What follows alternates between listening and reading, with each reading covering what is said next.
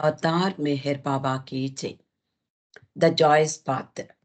బాబా కృపా కటాక్షంతో ఈ పుస్తకాన్ని మనం ఈ రోజుతో పూర్తి చేసుకోబోతున్నాము. నిన్నటి రోజున మణి యొక్క పునరుద్ధానం అంటే బాబాతో చేరిపోవడం గురించినటువంటి విషయాలు మెహ్రు ఆనాటి సమావేశానికి వచ్చినటువంటి వాళ్ళందరితోనూ పంచుకుంది. అక్కడికి రాని వాళ్ళు ప్రపంచవ్యాప్తంగా అనేక మంది ప్రేమికులున్నారు. కాబట్టి వాళ్ళందరి కోసము నేను ఇక్కడ కొన్ని విషయాలు మణి గురించి రాస్తున్నాను అంటూ ఆమె చివరి క్షణాలు ఎలా గడిచాయి, ఏ విధంగా ఆవిడ మెహర్ బాబాలో చేరిపోయింది, ఈ విషయాలన్నీ కూడా అందరి కోసం వ్రాసింది. దాన్ని మనం చదువుకుంటున్నాం. ప్రపంచవ్యాప్తంగా ప్రియమైన బాబా కుటుంబానికి ఇప్పుడు తెలిపినట్లుగా ఆయన ముద్దుల చెల్లెలు దీర్ఘకాలిక అనారోగ్యం తర్వాత 1996 ఆగస్టు 19వ తేదీన ఆయనను తిరిగి చేరిపోయింది. ఆమె ప్రేమ, అలాగే బాబా పట్ల ఆమె చేసినటువంటి సేవ, అలాగే ఆమె చివరి రోజులు కొన్ని సంఘటనలు ఇక్కడ పొందుపరుస్తున్నాను అంటోంది. కొన్ని సంవత్సరాల క్రిందట మణి తనలో ఒక స్వరం, ఏదో ఒక స్వరం స్పష్టంగా నా లోపల ఇలా చెప్తోంది అని చెప్పేదట మణి. అది ఆ మాటలు ఏమిటి అంటే, నేను పక్షిని, పంజరాన్ని కాదు. అంటే పంజరము అంటే మన స్థూల శరీరము అని అనుకుంటే, పక్షి అనేది ఆత్మ. కాబట్టి ఆ మాటలు నాలో ఏదో ఒక స్వరం స్పష్టంగా చెప్తోంది అని మణి చెప్తూ ఉండేది. మెహ్రు రాస్తోంది. బహుశా అందుకే కావచ్చు 1995 మార్చిలో ఆమె ఆరోగ్యం క్షీణించడం ప్రారంభించినప్పుడు ఆమె తరచూ పక్షి పాడుతూ ఎగిరే ప్రయత్నంలో ఉంది. పంజరానికి మరమ్మత్తు అవసరమైంది అనేది. 2 ఆపరేషన్లు, అలాగే హాస్పిటల్‌కి తరచూ వెళ్ళడంతో అనారోగ్యంతో పోరాడుతూ ఆమె వీలైనప్పుడల్లా మెహ్రాజాద్‌లో బాబా ప్రేమికులను కలుస్తూ ఉండేది. నడక కష్టమవడంతో ఆమె ఒక స్కూటర్, అంటే మోటరైజ్డ్ స్కూటర్, ఈ రోజుల్లో ఎలక్ట్రిక్ స్కూటర్లు ఎలా ఉన్నాయో ఆ రోజుల్లో మోటరైజ్డ్ స్కూటర్ ఉండేదట. దాని పేరు బేగం. దాని మీద మెహ్రా పెంచిన తోటలో తిరుగుతూ ఉండేది. అంటే నడక కష్టమైపోయింది. ఆమెకు ఓపిక ఉన్నప్పుడు ఆ స్కూటర్ మీద ఆ తోటలో తిరుగుతూ ఉండేది. చివరకు మెహరాజాద్ ఇంట్లో కుర్చీకే పరిమితమైపోయింది. అలా ప్రేమికులను పలుకరిస్తూ ఉండేది. 1996 ఫిబ్రవరి చివరలో రెండవసారి ఆపరేషన్ అయ్యాక మెహరాజాద్ వచ్చిన తర్వాత వరండాలో కూర్చుని కొన్నిసార్లు అందరితో మాట్లాడేది. తన కుటుంబం అంటే బాబా కుటుంబంతో సమయం గడపడానికి ఆమె ఆసక్తి చూపించింది. ఆ సమయంలో మణి అంటే చూసే వాళ్ళందరికీ, స్త్రీ మండలి వాళ్ళందరికీ ఎలా కనిపించేదంటే చాలా ప్రకాశమానంగా, మరింత ఆనందంగా ఉండడం అంతకుముందు ఎన్నడూ వాళ్ళు చూడలేదు. అలా కనిపించేది. మెహరాజాద్‌లో ప్రేమికులతో ఆనాడు గడపడం అదే చివరిది. జూలై నెలలో తిరిగి యాత్రికులు వచ్చేసరికి మణి హాస్పిటల్‌లో ఉంది. ఆమె అనారోగ్యానికి చికిత్సకు లొంగని కడుపులో కణితి అని నిర్ధారించారు డాక్టర్లు. వెళ్లే ముందు రోజు రాత్రి మెహరాజాద్ ఇంట్లో నిద్రపోతున్న మణి లేచి కూర్చుని మెహ్రా మంచం వైపు చూసింది. అక్కడ మెహ్రా పడుకుని ఉండడం చూసి ఆశ్చర్యపోయింది. అరే, మెహ్రా తన ప్రదేశానికి తిరిగి వచ్చింది అని సంతోషించింది. మెహ్రా మణివైపు చూసిందట. గొప్ప కరుణతో విచారంగా చూసింది. మణి హృదయం ఉప్పొంగిపోయింది. వెంటనే హాస్పిటల్‌కి వెళ్ళింది. అక్కడ మణి అనారోగ్యం కారణం తెలిసింది. అప్పుడు మెహ్రా చూపుకి అర్థం కూడా తెలిసింది. బాధ పెరుగుతున్నప్పటికీ 3 వారాల తర్వాత హాస్పిటల్ నుండి మణి ఎంతో ఆనందంగా మెహరాజాద్‌కు తిరిగి వచ్చింది. ఆమె చివరి వారాలలో తన ప్రియతములైన మెహ్రా, బాబా వాళ్ళ ఇద్దరి ఫోటోలు చూస్తూ గడిపేది. పంజరం ఎలాంటి పరిస్థితుల్లో ఉన్నా పక్షి పాడుతూనే ఉంటుంది అని రకరకాల పాటలు, ఇతరులు ఇతరులు వ్రాసిన బాబా పాటలు, ఆమె స్వయంగా వ్రాసినవి, భజనలు, కీర్తనలు అన్నీ. అలాగే గ్రామీణ పాటలు, గజల్స్ ఒంటరిగా కానీ ఖుర్షెద్ లేదా కేటి, మాను, రోడా వీళ్ళందరితో పాడేది.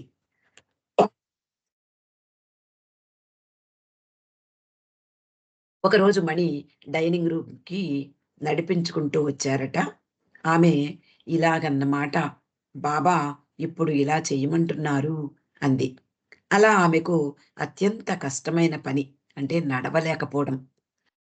ఎవరైనా మామూలుగా నడిచి ఎంతో ఆనందంగా గడిపిన వాళ్ళు నడవలేనప్పుడు, ఇతరుల సహాయం మీద ఆధారపడినప్పుడు ఇలాగే భావిస్తూ ఉంటారు.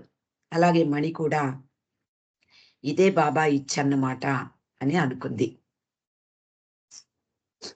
అదే ఆమె నేర్చుకున్న క్రమశిక్షణ.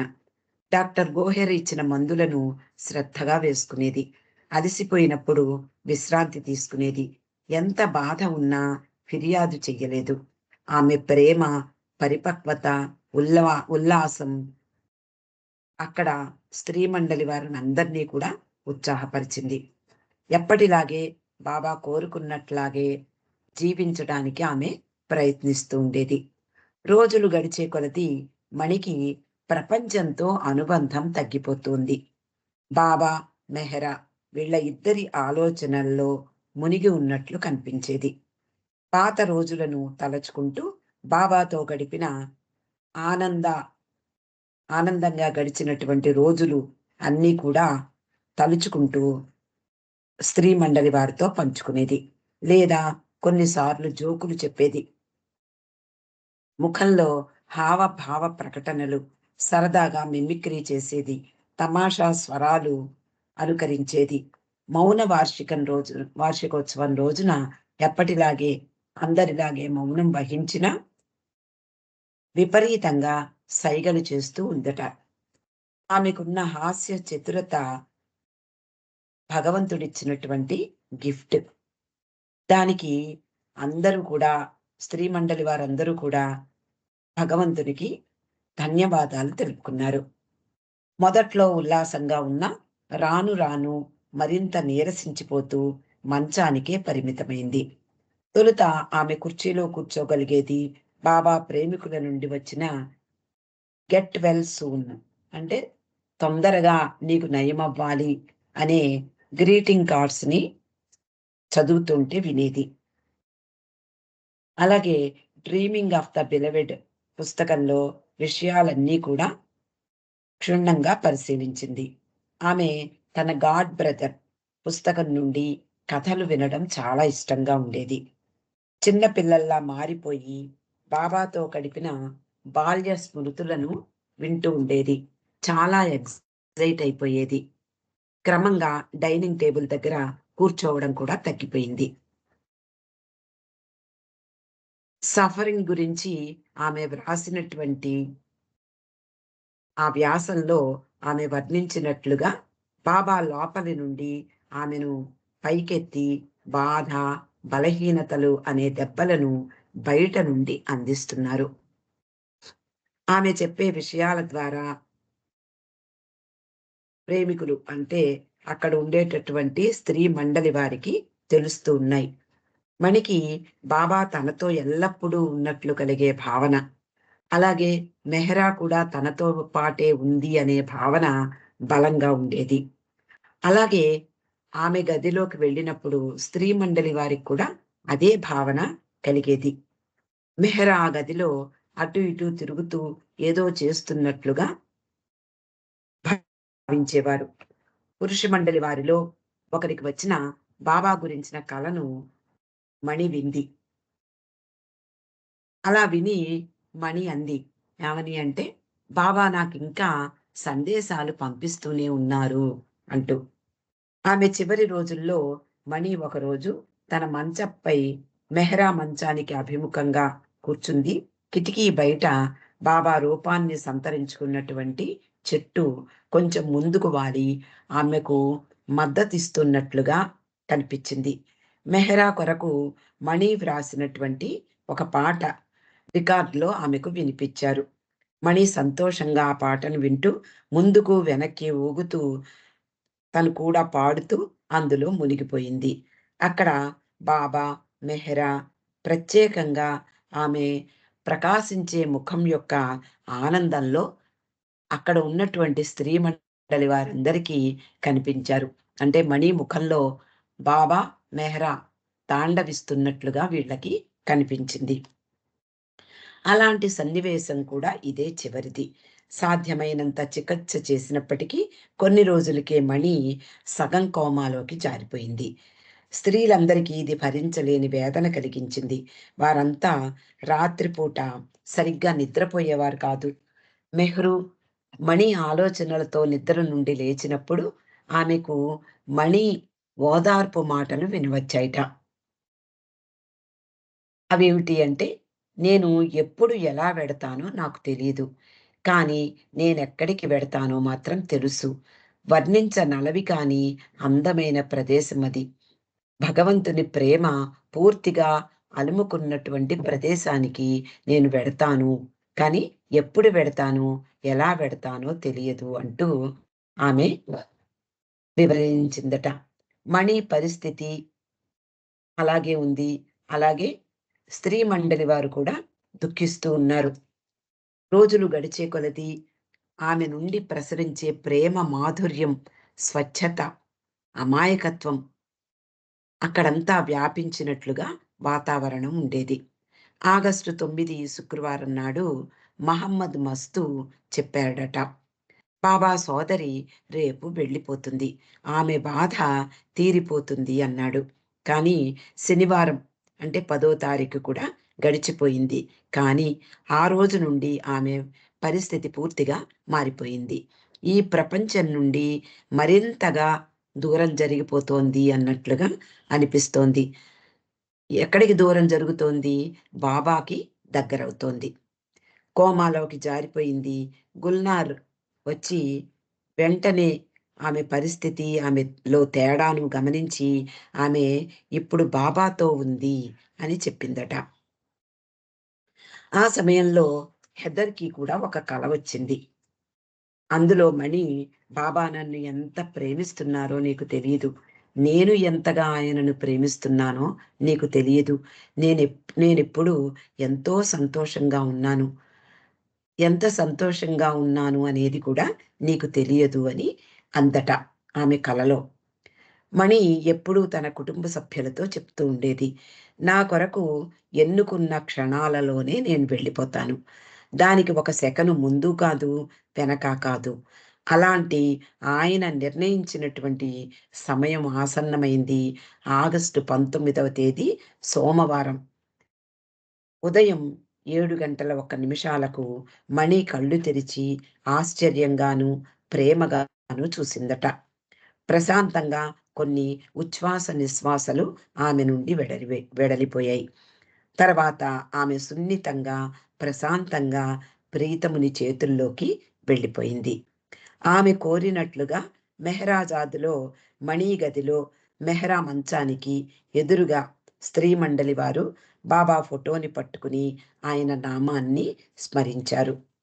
ఆ క్షణంలో ఆమె ముఖం ఆనందంతో, విజయ గర్వంతో వెలిగిపోతోంది. అందమైన ఆమె ముఖంపై ఆమె అన్నిటికీ ముగింపు ఇంత స్పష్టంగా లిఖించబడడం చూసి ఎందుకు, ఎలా ఆనందించకుండా ఉండగలము అంటూ మెహ్రు వ్రాస్తోంది. అందరూ ఆమె చుట్టూ చేరి ప్రార్థనలు చేశారు. 27 సంవత్సరాల పాటు ప్రియమైన స్నేహితుడు ఎరిచ్ మొదలగు వారందరూ కూడా ఆమె దగ్గరకు వచ్చి నివాళులర్పించారు. వారు వెళ్ళిపోయాక స్త్రీలు ఆమెకిష్టమైనటువంటి గులాబీ, నీలం రంగు దుస్తులు ధరింపచేశారు. షిఫాన్ పింక్ స్కార్ఫ్తో ముఖాన్ని చుట్టూ అలంకరించారు. నుదుటిపై చిన్న వజ్రంతో తిలకం అద్దారు. మణిని మెల్లగా మెహ్రాకు ఉపయోగించిన స్ట్రెచ్చర్పై ఉంచి మెహ్రా మంచం దగ్గరకు తీసుకువెళ్లారు. హారతి పాడారు. తర్వాత బాబా గదిలోకి తీసుకువెళ్లారు. ఆయన పాదాల వద్ద ఉంచారు. ప్రార్థనలు చదివారు. భగవంతుని 7 నామాలు పాడారు. బాబాకు సమర్పించిన పూలు, గులాబీ రేకులను ఆమెపై చల్లారు. మెహ్రా పెంచిన పూల తోటలో నుండి మండలి హాలుకు తీసుకువచ్చారు. అక్కడ బాబా కుర్చీ ముందు ఉంచిన ఆమె ముఖం ఎంతో ప్రకాశిస్తోంది. శరీరాన్ని పూలతో కప్పారు. మెహ్రాబాద్, నగర్, అలాగే పూనా, బొంబాయి నుండి ప్రేమికులు ప్రవాహంలా వచ్చారు. ముందుగా భావు, దారా, అమృత్, ఖుర్షిద్ వాళ్ళందరూ వచ్చి నివాళులర్పించారు. ఆమె ప్రేమపూర్వక వ్యక్తిత్వానికి వంగి నమస్కరించారు. ట్రస్టు సభ్యులు, ఆఫీసు సిబ్బంది, పింపల్గాం గ్రామస్తులు, చిన్నవారు, పెద్దవారు, వీరు వారు అనకుండా అందరూ ఆమెకు కావలసిన వారే అందరూ వచ్చారు. ఆమె కుటుంబ సభ్యులు పూనా నుండి ఇరానీ గ్రూప్ అందరూ వచ్చారు. రుస్తుం, సౌరభ్ వీళ్ళిద్దరూ మేనల్లుళ్ళు. దుఃఖంతో ఉన్నా అందరూ అంతకు ముందు మణి వద్దకు వచ్చినట్లే వచ్చారు. గజల్స్ పాడారు. ఆమె వ్రాసిన పాటలు పాడారు. నవ్వించే తమాషా పాటలు కూడా అందరూ కలిసి ఆలపించారు. సాయంత్రం 3:15 చివరి హారతి పాడారు. తర్వాత మెహ్రాజాద్ స్త్రీ మండలి వారు ప్రేమతో, దుఃఖంతో చివరిసారిగా ఆమెను ముద్దు పెట్టుకున్నారు. ఆమె ఎంతగానో ప్రేమించిన ఇల్లు, పెంపుడు కుక్కలు అవన్నీ కూడా వీడ్కోలు పలకడం అందరి హృదయాలను ద్రవింపచేసింది. గోహెర్, మెహ్రూ, కేటీ, గుల్నార్, మిగిలిన స్త్రీ మండలి అందరూ కూడా ఆమెతో మెహ్రాబాద్కు ప్రయాణమయ్యారు. కొండపై బాబా ప్రేమికుల బృందం అంతకు ముందే వచ్చి ఉంది. బాబా సమాధిలోకి తీసుకువెళ్లారు. బాబాకు కుడివైపున ఉంచి ప్రార్థనలు చేశారు. అక్కడ నుండి మెహ్రా మందిరానికి తీసుకువెళ్లారు. తన ప్రియతములిద్దరి నడుమ ఆమెను ఉంచారు. ఆమె ముఖం ఆనందంతో గులాబీ వర్ణంలోకి మారినట్లుగా కనిపించింది. తర్వాత సభా మండపానికి తీసుకువెళ్లారు. అక్కడి వాతావరణం వర్ణించనలవి కాదు. పూలదండలతో ముంచెత్తారు. ఇంగ్లీష్, మరాఠీ, హిందీ భాషలలో గ్రామస్తులు భక్తి, గౌరవం వెల్లివిరిశాయి. ప్రియమైన ఆనాటి ప్రాణ స్నేహితులు మన్సారి, గులు, బొంబాయి నుండి అప్పుడే వచ్చిన ప్రేమికులు అందరూ వీడ్కోలు పలికారు మణికి. 5:30కు మణిని వ్యాన్లో ఉంచి కార్లు, మోటార్ సైకిళ్లు, కాలినడకన వచ్చే ప్రేమికులు వెంట రాగా కొండ దిగువన క్రింది మెహ్రాబాద్లో ఉన్న శ్మశాన వాటికకు చేరుకున్నారు. ఆమె రూపాన్ని చితిపై ఉంచినప్పుడు ఆమె నిజంగా యువరాణిలా ప్రకాశించిందట. ప్రియమైన వారి నుండి బాధాకరమైన వీడ్కోలు, దుఃఖంతో ఆ వాతావరణం నిండిపోయింది. ఆమె రూపాన్ని చందనంతో కప్పి చితి ముట్టించిన తర్వాత అందరూ వెనక్కి తగ్గి నిలబడ్డారు. ఆమెకు ప్రీతికరమైన సంధ్యా సమయం. 6 గంటలకు ఆమె కుటుంబ సభ్యులు జంగు, రుస్తుం, సౌరభ్, దారా, అరవింద్, మెహర్దిల్, జంషెడ్ వీళ్ళందరూ అవతార్ మెహర్ బాబా కూజై అంటూ చితిని వెలిగించారు.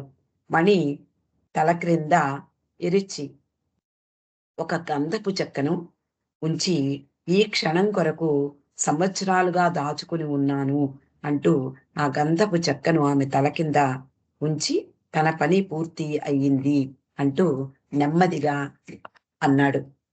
అలా మెహర్ బాబా సోదరి అయినటువంటి మణిజా ఇరానీ తన ప్రియతమునిలో చేరిపోయిన క్షణాలను మనము చాలా వివరంగా చదువుకున్నాం. అవతార్ మెహర్ బాబాకి జై.